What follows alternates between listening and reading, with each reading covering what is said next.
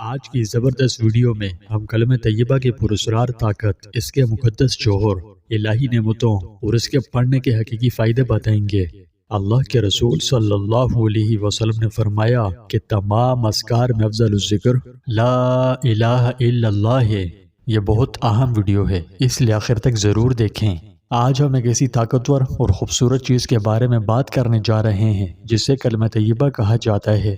یہ بابرکت کلمہ پڑھنے میں بہت آسان ہے، لیکن اسلام میں اس کی بڑی اہمیت، بڑی فضیلت ہے۔ حضور اقدس صلی اللہ علیہ وسلم نے ایک مرتبہ صحابہ سے فرمایا، کیا میں تمہیں وہ چیز نہ بتاؤں جو تمہارے رب کے نزدیک سب سے بہتر اور پاکیزہ اور تمہارے درجات کو بلند کرنے والی ہو، اور سونے چاندی کو اللہ کے راستے میں خرچ کرنے سے بھی زیادہ بہتر، اور جہاد میں تم دشمنوں کو قتل کرو اور وہ تمہیں قتل کریں، اس سے بھی بڑی ہوئی ہے۔ صحابہ نے عرض کیا، جی ضرور، ارشاد فرمائے۔ آپ صلی اللہ علیہ وسلم نے ارشاد فرمایا، اللہ کا ذکر ہے، سبحان اللہ۔ واضح رہے کہ یہ بات عام حالت اور ہم وقت کے نقطہ نظر سے کہی گئی ہے، ٹھیک ہے؟ بصورت دیگر وقت کی ضرورت کے مطابق صدقہ، جہاد وغیرہ امور سب سے افضل ہو جاتے ہیں۔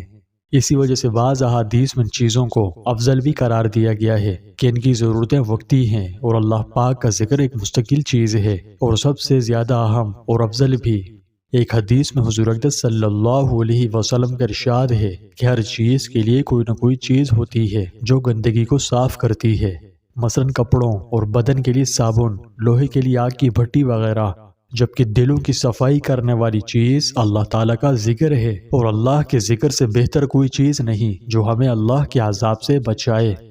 اس حدیث میں چونکہ ذکر کو دل کی تطہیر کا ذریعہ اور سبب بتایا گیا ہے، اس سے یہ بھی ثابت ہوتا ہے کہ ذکر الہی سب سے افضل ہے، کیونکہ ہر عبادت اسی وقت عبادت ہو سکتی ہے جب اخلاص سے ہو، اور اس کا مدار دلوں کی صفائی پر ہے۔ اسی وجہ سے بعض صوفیوں نے کہا ہے کہ اس حدیث میں ذکر سے مراد ذکر قلبی ہے، نہ کہ ذکر زبانی، اور ذکر قلبی یہ ہے کہ دل ہر وقت اللہ تعالیٰ سے جڑا رہے، اور اس میں کوئی شک نہیں ہے کہ یہ حالت ساری عبادتوں سے افضل ہے، اس لیے کہ جب یہ حالت ہو جائے تو پھر کوئی عبادت چھوٹ ہی نہیں سکتی، کیونکہ ظاہری اور باطنی تمام اعضاء قلب کے تابع ہیں۔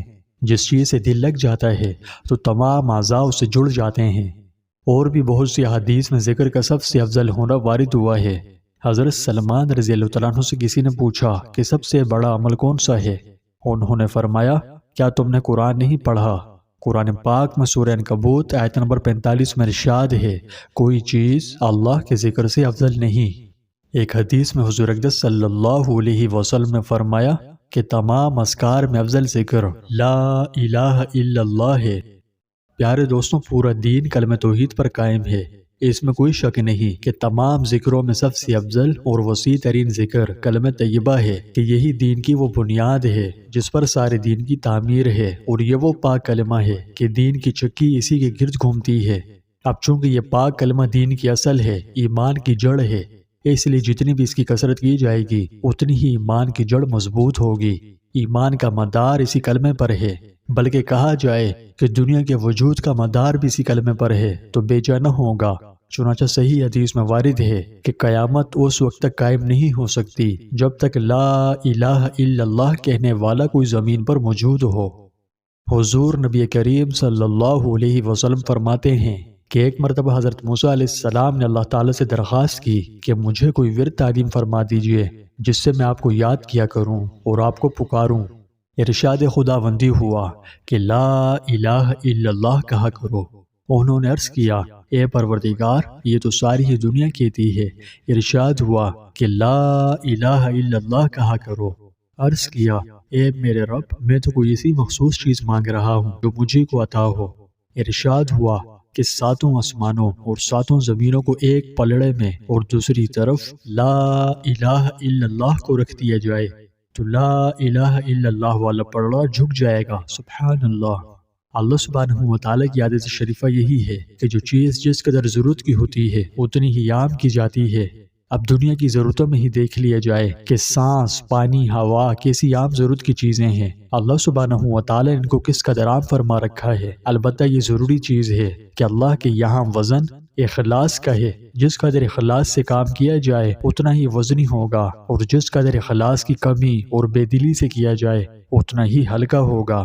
اب اخلاص پیدا کرنے کے لیے بھی جس قدر مفید اس کلمے کی کثرت ہے، یعنی لا الہ الا اللہ کی، اس سے بڑھ کر کوئی اور چیز نہیں ہے، کیونکہ اس کلمے کا نام جلاء القلوب یعنی دلوں کی صفائی ہے۔ اسی وجہ سے حضرات صوفیہ اس کا ورد کثرت سے بتاتے ہیں اور روزانہ سینکڑوں نہیں بلکہ ہزاروں کا معمول تجویز کرتے ہیں۔ جیسا کہ آپ جانتے ہیں کہ کلمہ طیبہ اسلام کا پہلا اور نہایت اہم ستون ہے۔ انسان دائرہ اسلام میں یہی مقدس کلمہ پڑھ کر داخل ہوتا ہے۔ یہ کلمہ معرفت بھی ہے اور کلمہ عبدیت بھی۔ یہ ایسا کلمہ ہے کہ زبان سے ادا کرتے ہی آدمی کچھ سے کچھ بن جاتا ہے۔ پہلے کافر تھا، اب مسلمان ہو گیا۔ پہلے ناپاک تھا، اب پاک ہو گیا۔ پہلے خدا کے غضب کا مستحق تھا، اب اس کا پیارا ہو گیا۔ پہلے دوزخ میں جانے والا تھا، اب جنت کا دروازہ اس کے لیے کھل گیا۔ اور بات صرف یہی نہیں رکتی، اسی کلمے کی وجہ سے آدمی اور آدمی میں بڑا فرق پیدا ہو جاتا ہے۔ جو اس کلمے کے پڑھنے والے ہیں وہ ایک امت ہوتے ہیں، اور جو اس سے انکار کرتے ہیں وہ دوسری امت ہو جاتے ہیں۔ تو یہ ہے طاقت کلمے کی۔ لا الہ الا اللہ اسلام کی بنیاد ہے۔ جو چیز مسلمان کو ایک کافر، مشرک اور ملحد سے الگ کرتی ہے وہ یہی مبارک کلمہ ہے۔ اسی کلمے کے اقرار و انکار سے انسان اور انسان کے درمیان عظیم الشان فرق پیدا ہو جاتا ہے۔ اس کو ماننے والے ایک گروہ بن جاتے ہیں اور نہ ماننے والے دوسرے گروہ۔ اس کے ماننے والوں کے لیے دنیا سے لے کر آخرت تک ترقی، کامیابی اور سرفرازی ہے، اور نہ ماننے والوں کے لیے نامرادی، ذلت اور ہمیشہ ہمیشہ کی پستی ہے۔ کلمہ طیبہ جنت کا پاسپورٹ ہے، جہنم کی آگ سے حفاظت ہے۔ یہ وہ کنجی ہے جو دائمی خوشیوں کے دروازے کھولتی ہے۔ تاہم ملحوظ رہے کہ کلمہ طیبہ صرف الفاظ کا نام نہیں، یہ ایمان و یقین کا حتمی اعلان ہے۔ جب ہم کہتے ہیں لا الہ الا اللہ تو ہم اس بات کا اقرار کرتے ہیں کہ اللہ کے سوا کوئی معبود نہیں۔ صرف اس کی عظمت کے سامنے ہتھیار ڈالنا ایک ڈھال بن جاتا ہے، ہماری حفاظت کرتا ہے، ہمارے دلوں کو سکون سے بھر دیتا ہے اور ہمیں اپنے خالق کے قریب کرتا ہے۔ پیارے دوستوں، کہ آپ جانتے ہیں کہ ہم اللہ کو جتنے بھی طریقوں سے یاد کرتے ہیں ان میں کلمہ طیبہ بہترین اور طاقتور ہے۔ جب بھی ہم اسے پڑھتے ہیں یہ ہمارے ایمان کو مضبوط کرنے کا ذریعہ بنتا ہے اور ہمارے دلوں کو صاف کرتا ہے، کسی قسم کے خوف یا شک کی کوئی جگہ نہیں چھوڑتا۔ جب ہم مسلسل اس کا ورد کرتے ہیں تو ہمیں روحانی طاقت حاصل ہوتی ہے۔